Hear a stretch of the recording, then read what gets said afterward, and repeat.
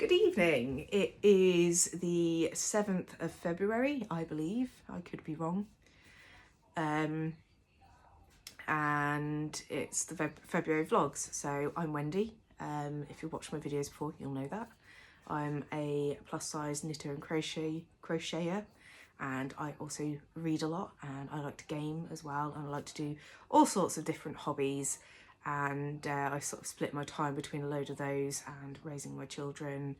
At the minute I'm not working because I haven't been well enough to work, and I'm still going through more tests and things, and hoping that I can get into a position where I can go back to work, because you know it's hard. I'm self-employed, I'm classed as self-employed, and I run a very small business because it's just me at the minute, and that's all I've been able to do since I got sick. So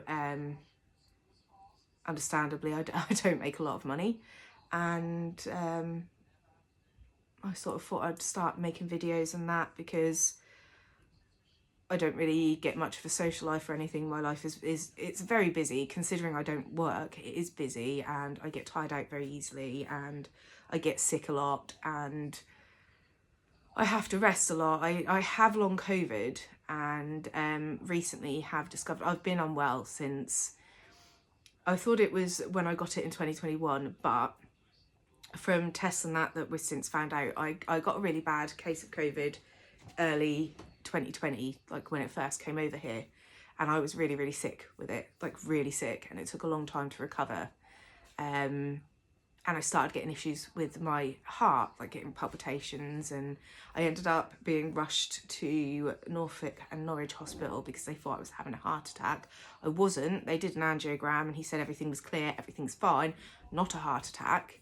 But I had some further tests and they found irregular heartbeat, or extra beats in my heart, but they weren't concerned because it wasn't happening very often.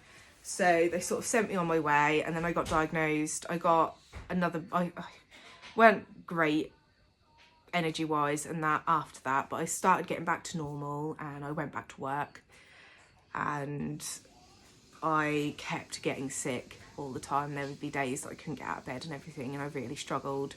And then in December 2021, I got another really bad case of COVID, and because I worked with people, you know, you're gonna get it. You can do everything you can, but you know that happens, and it affected me differently. It affected me neurologically, and I was stuck in bed for 12 days. And then when I could finally get out of bed, I haven't felt right since. I've never been okay. And then in 2022, I got diagnosed with long COVID, and but it doesn't seem to have affected my lungs. It's affected my heart and my energy levels and my head, my brain, which is really frustrating. But I didn't realise the heart issue was linked to that until this year, when I noticed my palpitations were getting worse and I was getting more dizziness, feeling unwell and everything. And I spoke to my doctor, and I had to keep speaking. So that over the last few years, I've gone back and back to doctors, different doctors, and they've all said, no, it's just anxiety. No, it's anxiety. No, your blood tests have come back normal. It must be anxiety. No, it must be anxiety. And I knew it weren't. I know what my anxiety feels like, and this is very different. And I had to keep fighting, and then they finally agreed to do another trace on my heart, and they found changes. They found that it has gotten a bit worse. We don't know how much worse. I'm waiting to be I've been re-referred to the long COVID clinic because they think it's long COVID with cardiovascular issues, and that's dealt with through the long COVID clinic, not through cardiology, unless the long COVID clinics say almost maybe a bit worse than we think it is. We need to send you there for some more tests. So until that point, I'm sort of stuck waiting. I don't know how bad it is. I'm assuming it's not that bad because I'm home. I'm not in hospital, and I can do things, but there are days when I can't do anything. And long COVID for some people, runs a lot like CFS ME. So every day is different. Some days I can do things, other days I can do hardly anything. But no matter how unwell I am, I can usually knit, crochet and read. Well, sometimes I can't read. Sometimes I can read but not take it in. But I can knit and crochet most days, as long as some days it just has to be plain stockinette or plain garter. I seemed to be getting better that way. So like my brain and that, my energy levels were getting better, but then I got hit with a virus at Christmas, or just leading in December, and I was really unwell, and I'm only still starting to bounce back from that now. But the heart thing, it's still very much there. I can feel it. I get chest pains, I get palpitations, I get dizziness, I get nausea, and I get stomach aches all the time. But there's nothing, I've got IBS, but that's it. There's nothing else going on there. They have actually, I've had CT scans and MRIs and X-rays, and I've had loads of stuff done, and they've just said it's long COVID, which is frustrating, but that means that I can't work at the minute.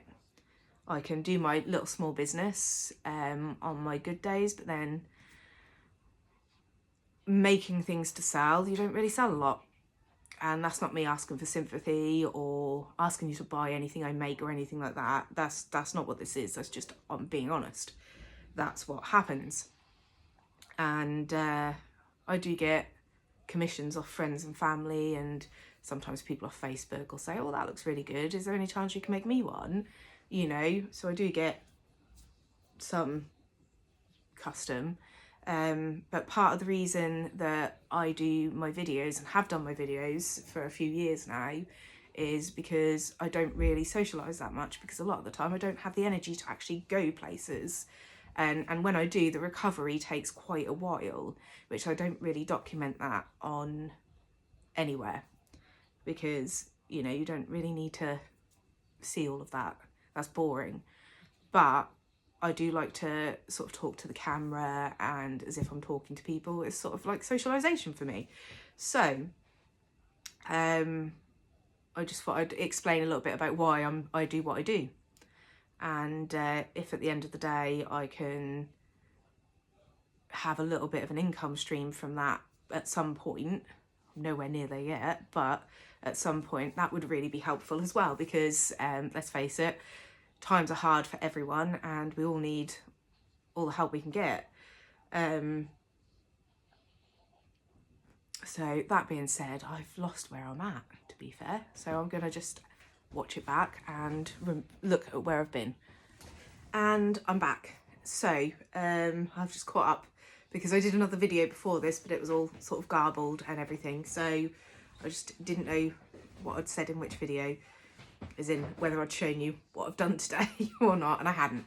So just to carry on what I said, with the long COVID and that, with being ill from 2020 until now, I have gained a lot of weight, because sometimes I can't exercise, and sometimes I pick what's easier to cook because it's easier, and if I haven't got a lot of spoons that day and I can't do it, I've got to make sure everyone eats. So, you know, unfortunately, but this year I am going to actively try to lose weight. I did last year and I managed to lose 2 stone. So I'm going to aim for that again this year, if not a little bit more. But because I have a history of disordered eating when I was a teenager and that, I'm being very careful, because I don't want to get into that pattern of doing anything dangerous that's not good for me. So, you know, increasing sort of my fruit and veg. I've always eaten a lot of fruit and veg anyway. I like fruit and veg. I've always been like that. Sort of increasing my healthy meals and not picking convenient meals, which does mean that some days when I've got the energy, I'm intending to meal prep. I'm also going to utilise the slow cooker, because that makes things a lot easier. You can just bung it in the morning, leave it cooking all day, and then you've got a meal at tea time. So if I get to the point where it's mid-afternoon and I'm running low on spoons, running low on energy, that it's already done. I don't have to worry about it then. That does mean that I have to rely on James less for dinners as well, because, you know, he works full time and he helps around the house. On my bad days, he does a lot. On my good days, we split things 50-50. So if I can get to a point where he doesn't have to do any extra, but it's just 50-50 down the middle, that's another aim for this year as well. But I've got to pace. When I first was referred to the long COVID clinic, or the CFSME clinic that time, they said about pacing, and if I'm resting because I need to, I'm resting too late, and I need to do it before I get to the point where I can't possibly do anything more. So that is what my goals for this year are to... Is he all right? Who? The cat just farted. You first. Yeah, so my goals for this year, I do want to lose some weight. I want to get more stable in my energy levels. I want to make more wearables for myself and my family. And I would like to build up a little stock because I want to do some craft fairs and things this year. So obviously there's new rules came in for the UK at the end of last year, so I need to check through them. And because I did some craft fairs the year before last. That was the year before last, wasn't it? Yep. And I did really well at them, so I would like to do that this year if I can. And I want to do some more days out with my family and focus on the good stuff. Anything that doesn't bring me joy is going. That's how it is this year. We're gonna get the house sorted and everything a little bit at a time, one step at a time, and get everything back on track. That's what I want to do this year. I know I'm limited by my health issues, but that doesn't mean I have to come to a complete standstill. So I'm going to be more intentional in what I'm doing, more focused on my health and well-being, because I've only had energy for the kids' health and well-being. And while that's been fantastic for them, you know, parents should put their kids first, and I very much do, I've not focused on my health and well-being for years now, and it's starting to show, and I need to do something about it. That doesn't mean that I'm not going to focus on my kids at all. It just means I need to set aside a little bit of dedicated time each day for me, you know. And yes, arguably I knit and crochet a lot, and that is for me my time, but I mean other things, you know. Even something as simple as listening to an audiobook, instead of listening to it while I'm being busy and doing stuff, just sitting and stopping for 10 minutes or whatever. Just anything that is sort of considered self-care, but I'm not going to detract from my time with the kids or anything like that. I'm gonna fit it in somewhere else and get rid of something else that doesn't need to be done all the time. Anyway, I think I've yammered on about 15 minutes, so I'm just going to show you so today we got up early, the kids had their meds, they are feeling so much better, they are nearly completely better. They wanted to go back to school today, but obviously they can't because the time period's not up, but they can go back on Monday. So we spent this morning doing homeschooling until lunchtime, and I had to have a little nap because I started getting an ocular migraine because I was tired. And you know, that sometimes that's what I have to do. The only way I can get rid of them is by laying down and closing my eyes. It's one of the reasons I can't drive, is because my migraines affect my eyesight and they just come on suddenly. So it's not safe for me to drive when that, and plus my panic attacks affect my eyesight as well. So no driving for me. And I panic anytime a lorry comes near me if I'm in a car. So no, can't have that. Yeah, so had to have a little nap. Then we had some lunch. So the children had basically a packed lunch: sandwiches, crisps, yogurt, fruit. And I had a salad sandwich, just that, nothing else, because I'm trying to lose weight. So then this afternoon was spent kids taking the turns on the Xbox because they're feeling better now. They put their clothes away that we'd washed last night and this morning and dried, so they've all been put away. and we just spent some time together all afternoon, didn't we, James? Yep. You know, chatting and chatting. I sound so Norfolk. I'm from Norfolk, so yeah, chatting to each other, and they read a lot today as well, didn't they? Yeah. Yeah. So that was mostly today, and then we had our dinner. It's Friday. We usually have fish and chips on a Friday. Not a takeaway fish and chips, one that we cook at home. And then we watched Jurassic Park. Now, we often do half a film with the kids and then finish it the next day, because unless they're at the cinema where the screen's massive, they get a bit bored. So we stop halfway through, a bit like an intermission. They go off and do their own thing, and then the next day we finish it. So, and they really enjoyed it. We got up to where they pick up Ian Malcolm from the T-Rex paddock bit. We're up 2/3 of the way through. Yeah. So we're going to finish that tomorrow, and they love watching a movie. We all sit together, and you know, it's great. It's a nice little bit of time that we can all spend together, where it's not like we've got to do this or got to do that. And I've been sort of knitting a lot today, and yeah, we watched Jurassic Park. They're now upstairs in bed. They're on their tablets. They have an hour on their tablets, and then it's lights out. They go to bed. So our plan tonight is to watch a couple of episodes of Supernatural, you know, because I really want to get to season 15, and I'll show you what I've done today. So I made a mistake, but I have finished the socks. However, one's a little bit shorter in the foot than the other. Brain fog today. I don't know what's going on, but James has tried them on, and they both, even though there's a slight discrepancy in the foot length, they both are comfortable. So I am not taking them apart and redoing the length, because James has said he will wear them. They're comfortable, and that's fine. They're amazing. I love them. There you go. So as long as he's happy with them, I don't feel the need to change them. And I mean, I even had, my brain fog was really bad today, that I even had trouble doing the little mini solid granny squares for James' secret project. And I had to stop after about 4, didn't I? So I just kept pulling them apart because I kept doing them wrong. And they're really easy to do. I've always been able to do them without even thinking about it. So the brain fog's been a bit of a pain today. And then, so I finished them.